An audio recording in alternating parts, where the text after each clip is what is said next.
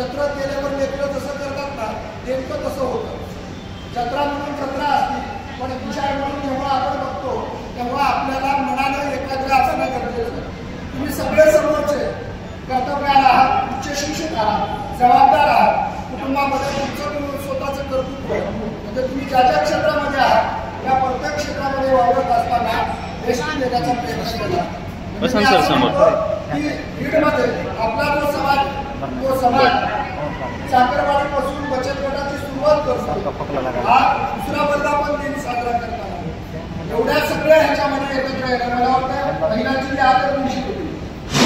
साहेब उपचार घेत इथपर्यंत आलेले म्हणजे या सगळ्या गोष्टीमध्ये एक तळमळ लागती, ओढ लागती, आवड लागते, जिद्द लागते. फक्त खिशामध्ये पैसे असते म्हणजे काही होत नाही. फक्त मला तुम्हाला एवढं सांगायचं आहे, आपल्याकडं RBI नावाची बँक आहे आणि त्या RBI पैसे छापायची मशीन आहे. म्हणून आपल्या देशातली गरिबी संपत्ती नाही. कारण RBIला एवढा पावर आहे की ते कितीही पैसे छापू शकतात आणि वाटू शकतात. पैसे वाटल्याने गरिबी हटत नाही. कारण गरिबीचे कारण आर्थिक नाही, गरिबी हे श्रम अर्थव्यवस्थेशी आणि तुमच्या आमच्या प्रगतीशी संबंधित. म्हणून संयोजकांना वाटलं की आपली शैक्षणिक आणि आर्थिक प्रगती झाली पाहिजे. महाराज मी तुम्हाला लोकांना क्रियेकरता का उल्लेख केला, कारण तुम्ही इथं शब्द टाकताना राजकीय टाकला नाही, शब्द टाकताना प्रतिनिधित्व टाकला नाही, आर्थ समाज आणि कुटुंब हा शब्द टाकला. म्हणजे विचार करा, भारत हा जगामध्ये आदर्श ठरवण्याचे दोन कारणं आहेत. एक इथली कुटुंब संस्था आहे आणि दोन इथली संस्कृती आहे. इथली संस्कृती काय सांगते? इथली संस्कृती सांगते की आपण जर एक घास खात असू आणि दुसरा जर आपल्या बाजूला असेल तर त्याच्यासोबत आपण ते वाटून खाल्लं पाहिजे. म्हणजे एक 7 जणांनी वाटून खाल्ला होता. म्हणजे आपण एकमेकांना सहाय्य करू, अवघात सुपंत करू. म्हणजे आपल्याकडे जर सरकाराची चळवळ शेतकरी उभा करू शकतात. म्हणजे नगरमध्ये प्रवरा नगरचा आशिया खंडातला पहिला कारखाना. म्हणजे आरक्षणामध्ये तेलाचे साठे मोठमोठे त्यांचे सुद्धा लक्षात आलं नाही, परंतु महाराष्ट्रातल्या शेतकऱ्यांच्या लक्षात आलं. मग विचार करा, तुम्ही आम्ही समाज म्हणून कुठं आहोत. आज आपली परिस्थिती जर बघितली तर लक्षात येईल की उद्याच्या पिढीच्या समोर आपण वारसा म्हणून काय देणार आहोत. कारण उद्या आपल्याला आर्थिक आणि शैक्षणिक दृष्ट्या जर आव्हाने बघितले तर सगळ्यात मोठं आव्हान शिक्षणाचं आव्हान आहे. आपली दुसरी पिढी असेल किंवा काही जणांची पहिलीच पिढी असेल, PhD पर्यंत जाणारी पहिलीच पिढी आहे. आणि उच्च शिक्षणातील सर्वात मोठी स्वतंत्र सांगतो, कालच लोकसभा विधानसभा निवडणुका झाल्या तरी सुद्धा कुठल्याही संस्था चालकाकडे शिक्षक भरतीचे प्राध्यापक भरतीचे अधिकार दिले नाही. म्हणजे शासन मंडळाची व्यवस्था इथपर्यंत जाऊन पोहोचलेली की आता इथून पुढचं जे काही शिक्षण असेल आपण आपले ऐकत असेल तेवढंच आपण आपल्या लेकरांना शिकवायचं आणि लेकराची जेवढी गुणवत्ता असेल तेवढंच त्याच्यामध्ये शहाणपण येणार आहे. कारण आपण साक्षर होणं म्हणजे शिकणं नाही, शहाणपण येणं म्हणजे शिकणं आहे. मुळात आपली गंध तिथं जाते. पूर्वी गुरुकुल नावाच्या परंपरा होत्या. आपल्याकडं नाथ संप्रदायाचा वारसा होता. विषयांतर करत नाही वेळा एक 5 मिनिटं वेळ घेऊन सांगतो मी. जो नवनाथाचा आपल्याकडं मोठा जो संप्रदाय आहे त्याचा जो वारसा आपल्याकडं त्याच्यातलं एक मोठं पीठ त्र्यंबकेश्वरला आहे. म्हणजे बैठकला जी धर्मसभा भरली होती त्या धर्मसभेमध्ये सगळे पंडित आणि शास्त्री या सगळ्या लोकांनी शास्त्र पुढून बसले होते आणि समोर जे कुटुंब आलेलं होतं, समोरचे एक जण न्याय मागायला आलेला होता. त्याला न्याय घ्यायचा होता यांना, कारण त्यांनी काय केलेलं होतं, त्याने आधी संन्यास घेतला होता आणि मग कुटुंबात आले होते आणि पालक झाले होते. परंतु समाज मंडळाची व्यवस्था या लेखकांना स्वीकारायला तयार नाही.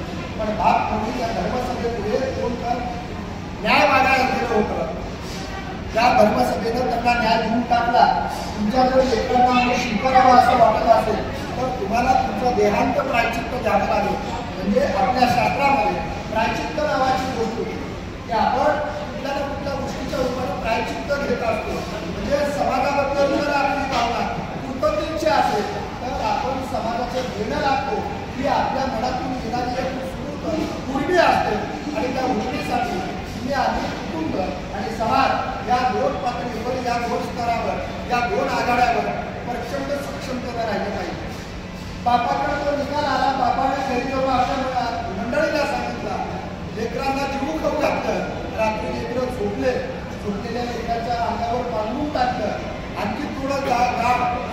वाट बघितली, या झोपडीमध्ये असलेल्या 4 लेकरांना सोडून देऊन हे पालक इंद्रायणीच्या नदीच्या कडेला गेले आणि स्वतःचे देह त्या काळ्या रात्री त्या नदीमध्ये फेकून दिले. सकाळी उठून लेकरं आजूबाजूला बघतात, त्यांना वाटलं आई कामाला गेली असेल, पण आई कामाला गेली नव्हती. वडील कामाला गेले बाहेर असतील वाटलं, पण वडील बाहेर गेला नाही. मग सगळं शोधल्यानंतर, सगळं बघितल्यानंतर त्यांच्या लक्षात आलं की आपले आई वडील नाही. दुपार झाले, लेकरं बेचैन झाले, बावडे झाले, आई वडील नाही. आणि मग आता काय करायचं? मला तुम्हाला एवढंच सांगायचं होतं की आपण त्या ह्याच्यातून आहोत जिथं आई वडील आपल्या लेकरासाठी स्वतःचा जीव सुद्धा देतात, पण लेकराला समाजामध्ये माणूस म्हणून जगण्याचा अधिकार आणि सन्मान भेटावा एवढीच त्यांची अपेक्षा असते. ती कुटुंब व्यवस्था असते. म्हणजे कुटुंब चालवायचं म्हणजे उगा अकाउंटवर पैसे टाकणं आणि त्याच्या नावाच्या तुम्ही बाप म्हणून नाव लिहिणं म्हणजे कुटुंब नाही. कुटुंबाचं सगळ्यात मोठं दायित्व कुठं आहे तर कुटुंब म्हणून लेकरांना आईवडिलांची सेवा केल्यावर वाळवंटाच्या नदीच्या कडेला पंढरीचा पांडुरंग येतो आणि त्या पंढरपूरला तीर्थयात्रेचं स्वरूप येतं. त्याच्यासाठी कुटुंब असतं. म्हणजे एकीकडं आई वडील लेकरासाठी जीव देतात आणि दुसरीकडं आई वडिलांची सेवा लेकराने केलं की पांडुरंग भेटायला येतो. हे कुटुंब आणि त्या कुटुंबामध्ये आज जर बीडच्या आजूबाजूला आश्रम जर वाढत असतील म्हणजे ह्याच्यावरून विचार करा की आपली कुटुंब संस्था कुठल्या दिशेला चालली. म्हणजे आपण कुटुंब म्हणून ज्या कुटुंबात राहू त्या कुटुंबाच्या फक्त आर्थिक गरजा पूर्ण करणं म्हणजे आपण कुटुंबाला वेळ देतो असं नाही. आज झाले काय माहिती का, आपल्याकडं सगळ्या गोष्टी झालेल्या आहेत, प्रत्येकाकडे वेळ नाही. वेळ नावाची जी गोष्ट आहे ही प्रत्येकाकडे दुर्मिळ झाली. पूर्वी सहज सणाला कोणी एकत्र यायचे. म्हणजे मला माझं लहानपण आठवत आहे की लहानपणी सगळेजण आजूबाजूला यायचे. आता सगळ्या मावशा सगळे जमा व्हायचे आणि आंब्याचा रस करणं, स्वयंपाक करणं आज कसं चित्र दिसत नाही. म्हणजे आपण कुटुंब म्हणून कुटुंबात एकत्र येत असताना प्रत्येकाला स्वतःचा वेळ, स्वतःची प्रगती, स्वतःची तळमळ, स्वतःचं करिअर या गोष्टीमध्ये आपण अडकलो. आता ह्या गोष्टीचा आर्थिक आणि शैक्षणिक प्रगतीवर कसा होतो बघा. मला आपल्या समाजात अजून ज्ञानपीठ नाही मिळाला, आपल्या समाजामध्ये साहित्य अकादमी नाही मिळाला, आपल्या समाजामध्ये आर्थिक पद्मभूषण, पद्मविभूषण, महाराष्ट्र भूषण, भारतरत्न काहीच नाही. मी हे का सांगतो तुम्हाला कारण प्रगती कशाशी लावून खातात हे आपल्याला कळायला पाहिजे. काही लोकांचा गोड गैरसमज झाला. त्यांना वाटलं 10-5 एकर शेत घेतलं, 4-2 प्लॉट घेतले, घराच्या पुढे गाडी आली, बायकोला नवी साडी झाली आणि घरावर माडी चढली की आमची प्रगती झाली. त्याला प्रगती म्हणू नका. आमच्या अहमदपूर तालुक्यामध्ये एक प्रसंग असा घडला. बाबांना हाताची काळे करून आणि महिने कष्ट करून लेकराला शिकायला पुण्याला पाठवलं. पुण्यावरून लेकरू म्हणलं माझा केम्ब्रिजला नंबर लागला. केम्ब्रिजला लेकरू शिकायला गेलं, तिकडं पॅकेज भेटलं. नंतर पॅकेज भेटलं, मोठा पैसा भेटला. तिकडंच लग्न केलं, तिकडं वडील वारले, निरोप केला. ते म्हणलं तुम्ही उरकून घ्या, मला यायला वेळ नाही. मग आता मला तुम्हाला प्रश्न असा विचारायचा की आपण किती शैक्षणिक प्रगती सांगतो की ज्या मुलाला बापाचं शेवटचं इच्छा किंवा आई वडील म्हणून ज्या आईनं 9 महिने पोटात बाळगलेलं राहतं आणि लहान असताना ज्या वडिलांना अन्न खांद्यावर वाढवलेलं असतं त्यांच्यासाठी जर वेळ देता येत नाही तर मी असं म्हणतो की फक्त समोर रामाचा लक्षात घ्या. ज्या रामाला राज्याभिषेक होणार होता त्या रामाला सांगितलं गेलं की सकाळी की आता तुला वनवासाला जायचं. बघा, ज्याचा राज्याभिषेक होणार होता त्या राज्याभिषेक होणाऱ्या रामाला असं सांगितलं की तुला आता वनवासाला जायचं. तरी सुद्धा रामानं वाटणीचा दावा दाखल केला नाही. मोदी साहेब हे असं म्हणलं आहे की भारताची वाटणी भारताला घेऊन टाका, नाहीतर निष्ठे आणतो प्रॉपर्टीवर. मी कशाला वाटायला जाऊ? सावत्रबाई कुठे 5 कुठे मी जन्मात होणार त्यावेळेला कोण कुणाला वचन दिले, कोण कुणाला वरदान दिले मला काय माहिती. पण आज सुद्धा आपण त्यांना मर्यादा पुरुषोत्तम किंवा परिपूर्ण म्हणण्याचं कारणच एवढं की ज्यांच्याकडे राजवैभव असताना सुद्धा ते लाथाडायचं आणि फक्त राम निघाला नाही, रामाच्या मागे त्याचा भारतावर वंश पण निघाला. मग आपला प्रश्न असा म्हणतो की वादावरच्या एका काकडीसाठी भावाला मारून पोलीस स्टेशनमध्ये येऊन वकिलाच्या आणि पोलीस स्टेशनच्या पायऱ्या चढून आपण कुठली कुटुंब व्यवस्था सांभाळतो जोपासत आहोत. म्हणजे मला तुम्हाला एवढं सांगायचं आहे की आज ज्याला आपण कुटुंब म्हणतो हे कुटुंब उद्याच्या काळामध्ये फक्त इमारती, दगड, धोंडे, इटा, वाळू, गचाळी, सळई याचं बांधकाम करून इमारती उभा केल्या म्हणजे त्या आपल्याला घरपण येत नाही, घरपण आणायचं असेल तर तिथं माणसं राहावं लागतील. म्हणून घराला घरपण देणं त्यासाठी महत्त्वाचं आहे. त्या माणसांनी एकमेकांचे सुख आणि एकमेकांचा आधार होणं हे खऱ्या अर्थानं घर असतं. मग आपण जरा कुटुंब म्हणत असतो, माझं कुटुंब आहे, माझं कुटुंब आहे का? त्या कुटुंबामध्ये आई वडिलांना आदर मिळतो, ज्या कुटुंबामध्ये सुनेला रीतीसारखं वागणूक दिली जाते, ज्या कुटुंबामध्ये भावामध्ये राम लक्ष्मणासारखं नाही तर मी असं म्हणजे राम भक्तासारखं प्रेम. लक्ष्मण का सोबत वाला होता, पण राजगादीवर बसायची संधी असता पादुका गादीवर रामाची वाट बघण्याला खऱ्या अर्थानं संयम लागतात. आणि तो जो संयम आहे ती कुटुंब व्यवस्था मुक्ती असते.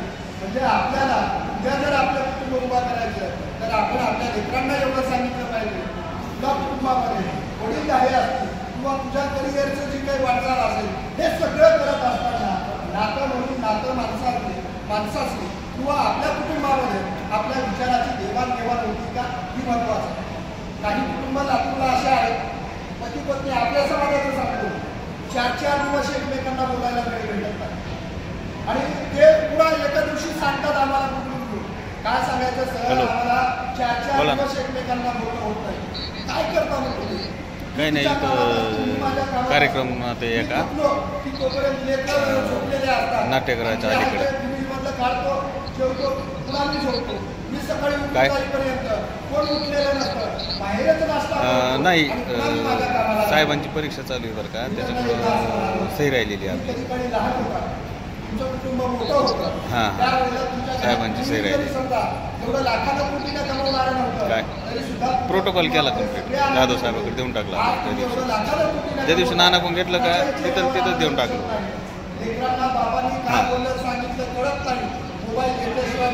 नाही सेम डे त्या दिवशीच दिले का नानाने माझ्याकडं. त्या हॉटेलमध्ये नाना गेल्यानंतर लगेच मी त्याच्याकडे त्याच्या आधी फोन आला.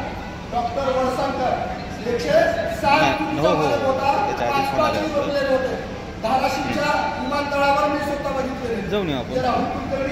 तिथं बातमी बनवत होते हो आणि ही विमानं कुणाची होते तर त्या वळसंकराला जग बघायचं होतं स्वतःच्या विमानात. म्हणजे तरी आत्महत्या करायला पैसा कारण होता का? नाही. गरिबी कारण होती का? नाही.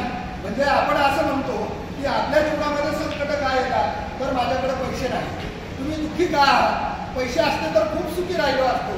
असं म्हणणाऱ्यांना मला एवढंच सांगायचं, जर समजा पैसा हेच कारण असतं तर 160 कोटी कशाला म्हणतात, आता तेवढ्या प्रॉपर्टीचा मालक कोण होणार आहे ही वाद चालू त्याच्यात. म्हणजे ज्या माणसांनी दुसऱ्याच्या मेंदूमध्ये झालेला भेगा दुरुस्त करून कित्येक पॅरालिसिस लोकांना त्यांनी आज एवढं चांगलं सक्षम बनवलं. म्हणजे त्या माणसाच्या हातामध्ये गुण होता, त्याच्या मेंदूमध्ये क्वालिटी होती, एवढं सगळं नाव असलेलं. म्हणजे ज्याच्याकडे आंध्र प्रदेश, कर्नाटक, महाराष्ट्र अशा वेगवेगळ्या राज्यातून पेशंट येत होते, रुग्ण येत होते, अशा माणसाच्या मनामध्ये मेंदूमध्ये जर विचार येत असेल स्वतःला संपवून टाकायचं तर मी असं म्हणतो की ज्या कुटुंबासाठी त्यांनी कमवून ठेवलेलं त्या कुटुंबातल्या जरी तुम्ही आता बऱ्याच जण असं म्हणतात की त्याच्या पाठीमागे वेगवेगळे कारण आहेत. मी असं म्हणतो की या सगळ्या पाठीमागे मानसिक अस्वस्थता हे सर्वात मोठं कारण आहे. म्हणजे तुम्हाला येणारा ट्रेस, तुम्हाला येणारा ताप, या ताणावर तुम्हाला मार्ग काढता आला पाहिजे. बंधू महाराजांकडे काही कमी होतं का?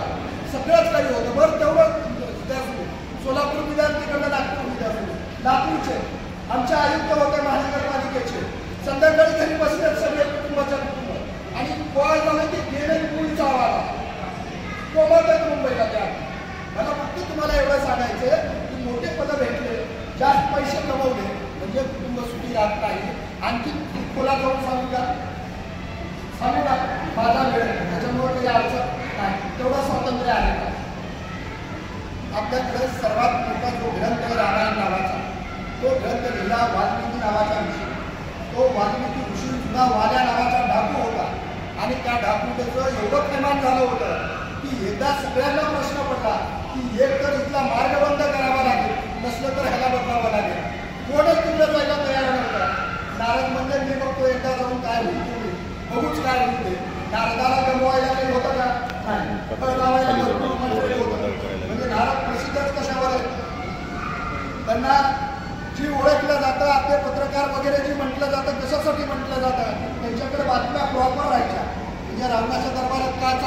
महादेवाच्या दरबारात काय चाललंय एवढं बघून पुन्हा महादेव काय करायला बघून येत होते. आणि एवढं सगळं झाल्यावर पुन्हा कुठं सांग आहे त्या गाडी चाळी करायला त्याच्यामध्ये ते एक्सपर्ट. आता हे त्या डाकूला भेटायला चाललंय ज्या डाकूने एवढे पुढे केले, एवढी दहशत घातली की त्या रोडनं जायला कुणीच हिंमत करत नाही, त्या मार्गातून कुणीही जाऊ शकत नाही. तिथून हे निघालं आणि नेमकं गेल्यानंतर मध्ये वाट अडवली गेली. वाट अडवल्यावर त्याला वाटलं की ही भीड आता ह्याच्याकडे काय आहे. अंगावर एक विना होता, हातात चिपळ्या होत्या, बाकी काही सोनं नाणं पैसा अडका असण्याचा विषय नाही. पण त्यांच्या डोळ्यामध्ये भीती दिसत नव्हती. ते निर्भय उभा होतं. त्या एवढ्या मोठ्या डाकूला सुद्धा हे भैया हॅलो भैया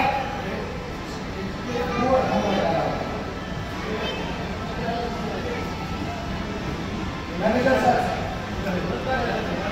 एक 15 मिनिटं जास्त नाही, 15 मिनिटं काय सांगत तुम्ही वाल्या कोळी वाल्याचं सांगा. ह्याच्या डोळ्यामध्ये भीती दिसत नाही. हे निर्भय त्याला त्याच्याकडे सोने हे काय सापडणार ह्याच्याशी देण्यात येत नाही. आता याचा इंटरेस्ट कुठं वाटला की हे भिण्या कसं काय राहिलं, त्याला याच्या जीवाची भीती कसं काय वाटत नाही. ते त्याला विचारलं हे कसं काय राहील. ते म्हणाला मी कशाला भेटू राहिला, तू काय करणार, जीव घेऊ शकतो माझा का घेणार नाही, मी डाकू काय करतोस, मी लुटत असतो म्हणे सगळ्याला आणि हे लुटून काय करतो, घरी मी उठतो म्हणला माझ्या. अरे पण हे सगळं करण्यामध्ये तू एवढा मोठा गुन्हा करतोस, एवढं मोठं पाप करतो, टेंडरच कुठं. मी माझ्यासाठी करत नाही, माझ्या काही स्वार्थ नाही म्हणे याच्यात, माझ्या कुटुंबासाठी करतोय, माझ्या बायको लेकरं बसून खाण्यात म्हणून करतोय. असं तू तुझ्या बायको लेकरांसाठी करतो. त्या जाऊन विचार उद्या या पापाचे ते वाटेकरी का. ते म्हणतात पहिला माणूस कोणतं मला असं विचारतं की मी हे जे करतोय ते पाप आहे आणि त्या पापात माझ्या बायको लेकरांसाठी मी एवढं केलेलं नाही तरी नक्कीच राहणार. पण त्यानं म्हणतोय तर मी आता खात्री करतो. ते गेलं घरला गेल्यानंतर वाटेमध्ये माझ्या व्यक्ती माहिती सांगितलं कसं काय आला असतं. ते म्हणलं असा असा विषय आहे, हा विषय आहे. ते म्हणजे की मला एक जर असा भेटला माणूस की तो असा म्हणतोय की तू हे जे काही करतो हे सगळं पाप करतो, या पापाची वाटी तरी पुढे राहील, तुला ते भोगावं लागेल. खरंच का मला आई म्हणून तू साथ देणार नाही, बिलकुल देणार नाही, तू घरी चुकलाच म्हणजे तुझा बाप तुला किती सांगत होता या मार्गाने जाऊ नकोस, तू गेलास. मग मात्र बापाचं उत्तर ऐकण्याच्या आधी माईवरच त्याला भावना करायला. हे गेलं घरात होती बायकोला किती होती मोठी ह्यानं साडी, तिच्या हातात बागड्या, तिला एवढं शाही ठेवलं होतं. त्याला वाटलं की ही 7 जन्माची माझी सुट्टी नाही, तिनं मला एकटं सोडणार नाही. म्हणून ती बायकोला जाऊन म्हणतात मी एवढं सगळं करतोय ते दरोडा टाकून आणतोय, लोकांचे जीव घेऊन येतोय आणि त्यांच्या कष्टाची कमाई आपण आपल्या पोटासाठी वापरतोय. उद्या जर समज काही झालं आणि उद्या जर माझ्यावर वेळ आली तर त्या वेळेला तू साथ घेशील का. बायको म्हणाली आम्हाला काही माहीत नाही, तुम्ही तिकडं काय करताय. मी म्हणले का तुम्हाला तिकडं कुणाचा जिल्ह्या तळतळात घ्या बघू नाही, तुम्ही घेतलं तुमचं तुझं घ्या, मला घ्या. लेकराला काय विचारणार, लेकरं तर लेकरच असतात. मग कळालं की कोण्या कुटुंबासाठी मी हे सगळं करत होतो, ज्या कुटुंबासाठी मी हे करत होतो ते कुटुंब सुद्धा पापाच्या वाटेकरी होत नाही. म्हणजे कुटुंब तोपर्यंत आहे तोपर्यंत त्या कुटुंबामध्ये विधायक सकारात्मक चांगलं आणि एकमेकाच्या विश्वासाने कुटुंब सुखादुखात राहतो. बायको गरिबीमध्ये नवऱ्याला साथ का देते, कारण बायकोला माहिती माझा नवरा कष्ट करतो. नवरा बायकोला का झोपतं, कारण त्याला माहिती माझ्यासाठी हिनं हिच्या आईवडिलाचं घर सोडून इथपर्यंत आलेली. त्याला कुटुंब म्हणत असतात. एकदा लक्षात घ्या की आपण ज्याला जीवन म्हणत असतो ते जीवन कसं आहे. गोपू काळेंनी खूप सुंदर सांगितलेलं आहे. गोपूरचा नावाचं पुस्तक आहे, त्याच्यावर ते ग्लास अर्धा पाण्याने भरलेला. तुम्ही जर त्या ग्लासाकडे बघितला तर तुमच्या लक्षात येईल की तो अर्धा रिकामा आहे. अर्धा रिकामा म्हणणं ही त्याच्याकडे बघण्याची नकारात्मक दृष्टी झाली आणि तो अर्धा भरलेला आहे असं म्हणणं म्हणजे तुमची बघण्याची दृष्टी सकारात्मक झाली. म्हणजे आता अर्धा भरलेला आहे, उरलेला अर्धा नंतर भरेल. म्हणजे तुम्ही तुमच्या जीवनाकडे जर समजा सकारात्मक बघितला आणि त्याच्यातून मार्ग काढायचा, गुणवत्तेचा, कष्टाचा, प्रामाणिकपणाचा जर प्रयत्न केला तर तुमचं जीवन समाधानी. शेवटी आयुष्यामध्ये लागतं काय, आयुष्यामध्ये समाधान लागतं. आयुष्यामध्ये लागतं काय, आयुष्यामध्ये आपल्याला जीवाभावाचे माणसं लागतात. त्याच्या पलीकडे आयुष्यामधलं बाकीचं सगळं होतं. बघा आपण जन्माला येताना काही घेऊन आलो का नाही. जाताना या देशाचा पंतप्रधान गेलेले आपण बघितलेले, या देशातले श्रीमंत रतन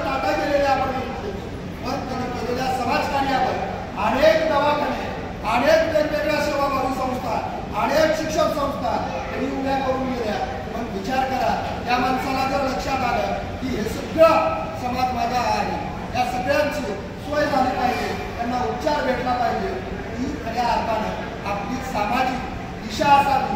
आणि मला असं म्हणायचं की आपल्याला जर आर्थिक प्रगती करायची असेल, त्या आर्थिक प्रगतीला व्यावहारिक शहाणपणाची आणि शैक्षणिक गुणवत्तेची या दोन गोष्टींची जोड पाहिजे. मी का म्हणतो परत एकदा, कारण आपण त्या समाजातून आलो ज्या समाजामध्ये आपल्याला अध्यात्माचा वारसा. आता आमच्याकडे असे काही माणसं आहेत, आता इथं बोलायला काही हरकत नाही, कारण मी त्या समाजाचा म्हणत होतो. 4 वेदाची नावं विचारले सांगता येत नाही, 6 शास्त्राची नावं विचारले सांगता येत नाही, 18 पुराणाची नावं विचारले सांगता येत नाही, 12 ज्योतिर्लिंगाच्या ठिकाणी विचारले सांगता येत नाही, अष्टविनायक विचारले सांगता येत नाही. आणि अपेक्षा तर का, तर गावच्या देशमुखांना पाटलाला पाया पडून दक्षिणा द्यावी अशी भेटत नसती. ज्ञान नेमावं लागतं, त्याग नेमावा लागतो. जोपर्यंत आपला मार्ग भक्तीचा आणि ज्ञानाचा होता तोपर्यंत लोक आपल्याला शेकडो एकर जमिनी देत होते. म्हणजे जुन्याचे आपल्याला मठाला जी प्रॉपर्टी भेटलं ती ज्ञानावर, साधनेवर, भक्तीवर, वागण्यावर, वैराग्यावर, विवेकावर भेटलेलं आहे. आणि आज जर समजा आपण आपली पात्रता जर सिद्ध केली नाही, उद्या साधा मला तुम्हाला प्रश्न विचारायचा, साधा कारकून व्हायचा असेल तर टायपिंग यावी लागते, चपराशी व्हायचा असेल तर शारीरिकदृष्ट्या तंदुरुस्त असावं लागतं. इथं तर तुम्हाला समाजाचा मार्गदर्शक बनायचं. मग विचार करा, आज साखरवाडीला गाड्यानं किराणा येतो, आज साखरवाडीकड आदरानं श्रद्धेनं काय येणार, कारण माऊली महाराजांच्या खेड्याकडून कित्येक जणांचे दुःख दूर झालेले. लातूरमधल्या अख्ख्या बाजारपेठेमध्ये माऊली महाराजांच्या फोटो प्रत्येकाच्या घराच्यावर काय एवढी श्रद्धा आहे.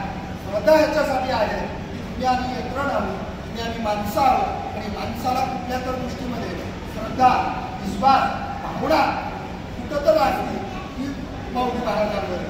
मग आपण ह्या सगळ्या पातळीवर जर विचार केला, उद्या जर समजा आपल्याला कुठल्या गोष्टीमध्ये विचारलं गेलं, आज गुरवसारख्या समाजाला महामंडळ आहे आपल्याकडं नाही, म्हणजे मला तुम्हाला असं सांगायचं की समाज म्हणून आपल्याला प्रगती करायची असेल तर नुसतं एकट्यानं कष्ट करून जमणार नाही, तर आपल्यामध्ये एकता आली पाहिजे आणि शासनापर्यंत आपण पोहोचलो पाहिजे.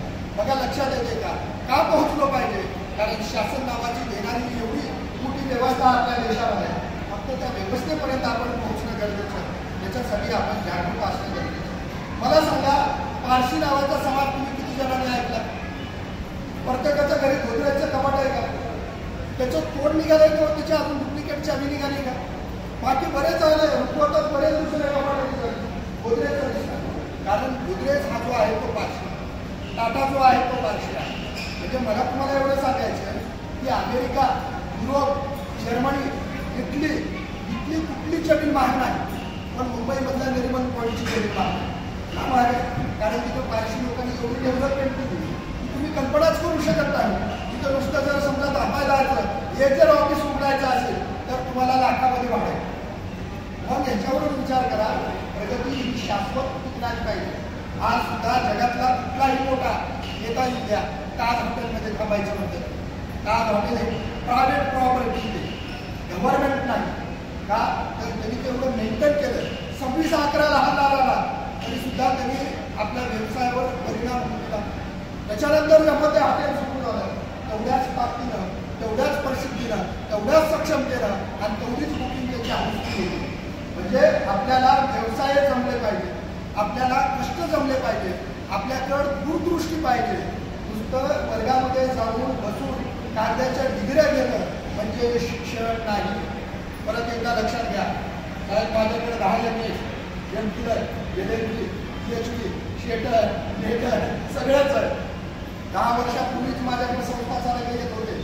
माझे प्रश्न मिटले असते, 8 लाख 1.5 लाख पगार राहिले असते. CSBवर काम करतो, स्पर्धा परीक्षेला शिकवतो, मी एन्जॉय करतो माझी तिची. कारण मला दुनियादारी एवढी लक्षात आलेली की आपल्याला किती लागणार आहे, इथवर पोटाची तिथवर खडकी भरण्यासाठी सकल जेवढा आहार लागतो तेवढं तर आपण कमवलं पाहिजे. आणि एवढं जर तुम्हाला जीवनात कमवता येईल ना, तर तुमच्या तत्वाला, तुमच्या वैराग्याला, तुमच्या विवेकाला कुठलाच अर्थ नाही. तुमचा जास्त वेळ घेत नाही. फक्त एवढंच घेतो, समोर भगवं घालून, महाराज बसले दस्ती घालून. खरं तर तुम्ही आम्ही सगळ्यांनीच करायला पाहिजे होतो. तुमच्यापेक्षा त्या पुढच्याच्या पैशात सगळ्याला बसले आले असतं महाराज. एक भगवं घातलेला माणूस, ज्याला आमंत्रण निमंत्रण काहीच नव्हतं, फक्त ज्ञान पिपासा त्याच्या स्वभावात होतो. आणि जगामध्ये शिकागोला अशी एक परिषद भरती की जिथं जगातले आहेत म्हणून तो तिथे गेला होता. तो प्रवेश दिला गेला नाही. रिकमेंडेशन घ्यावं लागलं. ऐकू दिलं त्यांना. सगळ्या परिषदा संपल्यानंतर शेवटचा आता तुम्ही बोला असं त्यांना सांगितलं गेलं. भगवा घातलेला स्टेजवर चालला होता. सगळेजण म्हणले हे सुद्धा पोटात आलं नाही. भगवा घालून आलं हे का आम्हाला मार्गदर्शन करणार आहे म्हणून काही जण भवया उंचावून, काही जण नाकं मुरडून, काही जण कपाळाला आट्या पाडून, काही जण एकेके क्या बोलते असं म्हणून त्याचं सगळं निरीक्षण चाललं होतं. तिथे जाऊन उभारल्या देवीचे बोलायला सुरू केलं. त्याच्या अगोदर येणाऱ्या सगळ्या विद्वान महोदयांनी लेडीज अँड जेंटलमन म्हणून सुरू केलं. लेडी मात्र माय ब्रदर्स अँड सिस्टर्स असं म्हणायला सुरुवात केल्या. ऐकणाऱ्यांच्या लक्षात आलं की अरेकडे ह्या माणसाचा आपल्याकडे बघण्याचा दृष्टिकोन बंधुत्वाचा, आपल्याकडे बघण्याचा दृष्टिकोन भगिनीचा, म्हणजे तुमची नजर कशी, तुमची दृष्टी कशी या दृष्टीवर निरीक्षण होत असतं.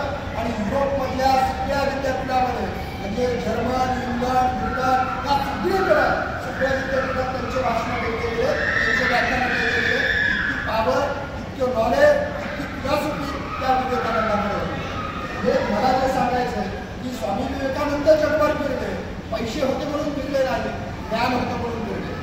आज जी स्वामी विवेकानंदाचं नाव घेतलं जातं ती कशासाठी, तर ज्ञानी होते म्हणून घेतलं जातं की आपल्याला शैक्षणिक प्रगती गाठावी लागेल. मला शैक्षणिक प्रगतीच्या दिशेनं हे सांगायचं. वर्गाच्या बाहेर बसून शिक्षण म्हणजे हे काळ इथली अशी व्यवस्था होती त्या आळंदीच्या भावंडांना इथल्या व्यवस्थेनं भीक सुद्धा नाकारली. आज त्यांच्या पालख्या निघतात. म्हणजे त्यांना ज्या व्यवस्थेनं त्रास दिला, अपमान दिली, उपेक्षा दिली त्याच्याबद्दल त्यांनी विदेश सूड बदला बाळगले नाही. तर त्यांनी माणुसकी सांगितली आणि दलितांचे तुम्ही रजावं हा विचार मांडला म्हणून त्यांच्या पालख्या निघतात. मग आज आपल्याला एक लक्षात आली पाहिजे की ज्या आंबेडकरांनी वर्गाच्या बाहेर बसून शिकले पण असं शिक्षण घेतलं की आज गावच्या ग्रामसभेपासून देशाच्या लोकसभेपर्यंत त्यांची दखल घ्यावी लागली. परिवर्तन ह्याला म्हणत असतात. म्हणजे आपल्याला जर प्रगती करायची असेल तर प्रगती ही शाश्वत असली पाहिजे. आपला विकास जो होणार आहे तो विकास शिक्षणाच्या आधाराने झाला पाहिजे. म्हणजे आज आपण असं कुठलं क्षेत्र राहिलं तर आपण सगळीकडेच आहोत. फक्त झालं काय माहिती का, आपण आपल्याला ओळखायला आता कमी पडायला. कदाचित असं झालं असेल आपले सगळे प्रश्न सुटले, आपल्याकडे पैसे आले, त्याच्यामुळे आपल्याला वाटत असेल आता आपल्याला काही करायची गरज. म्हणजे खेड्यातून आलेले शहरात गावाकडे विसरून गेले. आठवण कधी आली अंत्यविधीच्या वेळेला या आता आपल्याला गावाकडे जायचे. आणि मग काय अडचण येणार तुम्ही सांगा विचारायचं. म्हणजे खेडीमध्ये एवढे काही गोष्टीमध्ये तळमळीनं काम करतात की मला सांगायला त्या गोष्टीचा अभिमान. परवाला भूमला पुढाकार घेऊन जो मोर्चा काढला ते प्रकरण एवढं निर्गुण होतं, एवढं दुर्दैवी त्या कुटुंबासोबत घडलं हे सुद्धा प्रकाशात आणण्यासाठी सोलापूरपर्यंत गेले होते. म्हणजे एखाद्या गोष्टीच्या पाठीमागे उभारणं याच्यासाठी नुसते पदं घेतल्याने नेते होती, कार्यकर्ते नाही. आणि समाजाला मी म्हणतो कार्यकर्त्याची गरज आहे, नेत्याची नाही. नेता या शब्दातच जे नेते ते नेता समाजाला काही देत नाही. आणि कार्यकर्ता या शब्दातच कार्य करतो आणि व्याकरणाचा कर्म क्रिया आपण त्याच्यामध्ये असतं म्हणून तो कार्यकर्ता. म्हणजे देश स्वतंत्र झाला असतात त्यावेळेला सगळे नेते दिल्लीच्या लालकिल्ल्यावर तिरंगा फडकवतो. पण गांधी नौखानीमध्ये जाऊन दंगली त्यांनी शिकवले. गांधीला वाटलं नाही आता पदं घ्यावे आणि आपण व्हावं. म्हणजे तुम्हाला एक लक्षात आलं पाहिजे की समाज म्हणून समाजाची जबाबदारी घेताना, कुटुंब म्हणून कुटुंबाची जबाबदारी घेताना आपल्याला बऱ्याच काही गोष्टी करता येतात. फक्त एकमेकांना समजून घेणं, एकमेकांच्या सुखदुःखामध्ये जाणं आणि जिथं कुठं आपला समाज बांधव भांग पडतो त्याच्यावर अन्याय होतो तिथं तुम्ही भक्कम उभा राहा. बघा तुम्ही मार्ग निघतो का नाही. आपण काय करतो की मला काय करायचं त्याच्याशी ही जी वृत्ती आहे या वृत्तीतून अडचण अशी होती की नंतर लक्षात येतं आपल्याला की नाही आपण बी काहीतरी करू शकलो असतो. तर तोपर्यंत वेळ निघून जाते आणि ती प्रदुप्त एक शीतल आहे. तसं आज आपल्याला काही गोष्टी चांगल्या घडल्या, तुम्ही खूप चांगलं केलं. एवढ्या चांगल्या ठिकाणी तुमचं हे दुसरा वर्धापन दिलं होतं त्याच्यासाठी एका या गटासाठी एकदा टाळ्या वाजवा. तुम्ही सर्वांनी माझा ऐकून घेतला. बरेच काही बोलायचं अजून जशी संधी भेटत तसं बोलाय. शाळा बघता तो ज्याला कुठं थांबावं हे कळतं. नाहीतर ते समोरचे म्हणते हे आमचं मोबाईल वापरायचं आम्हाला नाश्ता बी यायचा हे काय चाललंय असं काही नाही.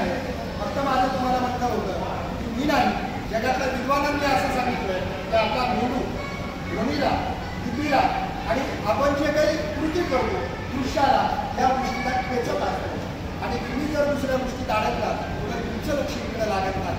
फक्त माझी एवढीच इच्छा तुमच्याशी जो काही संवाद आहे तो खरा व्हावा, स्वमुळ आहे आणि त्याच्यामध्ये एक जिवंत प्रकार असावा एवढीच माझी इच्छा होती.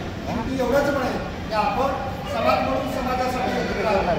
बचत गट म्हणून तुम्ही आर्थिकदृष्ट्या एकमेकांना जर पैशाची कुठं अडचण पडली तर एकमेकांना मदत करायला तयार झाला. तशा स्वरूपाने उद्या काही संस्था वगैरे काढता येतील का हेही बघा, कारण आपल्याकडे नातेबी आहे का. आज बऱ्यापैकी लोकांना जागृत केलं आणि संपर्क केलं तर त्यांच्याही लक्षात येईल की आपण जे काही करणार आहोत ते काम महत्त्वाचं आहे. आज मार्गवी आहात, वडीलधारे आहात, तरी सुद्धा तुम्ही मनाचा मोठेपणा दाखवून माझा ऐकण्यासाठी एवढा वेळ थांबला. तुम्हा सर्वांचे मनपूर्वक आभार. परत एकदा ओम नमो नारायण बोलवल्याबद्दल धन्यवाद.